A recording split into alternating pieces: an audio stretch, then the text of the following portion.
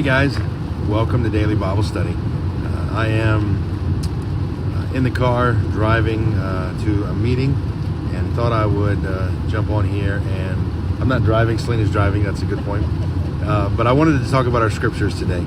Our chapters were Deuteronomy 22 through 24. And I believe these chapters are an incredible mosaic of laws and instructions that when you read it at first glance, you might think that it might be distant or like disconnected from our modern lives. But I think if we look at it a little closer, we'll see a kind of a thread here. And that thread is like a call to weave compassion and kindness into the fabric of our daily interactions. And so I want us to think about that for a moment. The first thing that we see in chapter 22 is like a fabric of community. Now, Deuteronomy 22 presents a series of laws that at their core, they aim to protect and uphold the dignity and well-being of individuals from within the community. So if you think about somebody losing their property to its owner, to ensuring the safety of someone's household, these were commands that underscored a fundamental principle that we are our brothers and our sisters' keeper. Now imagine for a second if you're walking down a path and you found a lost item.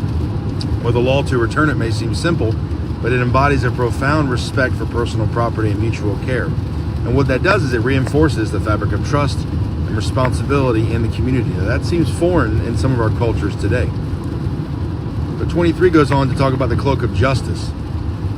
And so in this chapter, we encounter the guidelines that safeguard the sanctity of relationships in communal integrities, right? So it addresses a diverse aspect of life, whether it's from the purity of the camp to the fair treatment of escaped slaves, right? It's one of my favorite passages that we see regarding the sanctuary cities of refuge, right? So it emphasizes a justice that protects and includes people. If you consider the command not to return the escaped slave to their master, but to let them live among you in freedom, that's kind of a directive not only that champions the rights and dignity of the individual, but it also calls the community to act as a haven of justice and compassion. That's an interesting concept in our world today. The idea of communities being a haven of justice and compassion. And it kind of leads us to this garment of kindness, where we see this aspect of social justice, where we care for the vulnerable, such as widows, orphans, or even foreigners. It teaches us to leave behind a portion of our harvest for those in need. And that reminds us of the practice of kindness, that it's not just optional, but it's a critical thread in the tapestry of living a godly life. Imagine if you were in a field with corners left unharvested, and a tangible sign of provision for the less fortunate was that you would leave those there, right? That act of kindness is a model for how we are called to intentionally create spaces of generosity in our lives. So how are you doing that today? How are you intentionally creating spaces of generosity in your life? I believe these chapters challenge us to view our daily lives through the lens of compassion, justice, and kindness. These chapters remind us that every action, no matter how small, contributes to the weaving of a community that reflects God's heart.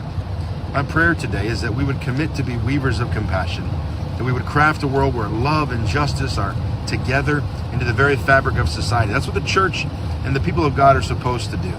And so, Lord, would you grant us your wisdom today to see in your face those around us, and give us the strength to serve with compassion today, God. We love you and we thank you. Take care, guys. I love you.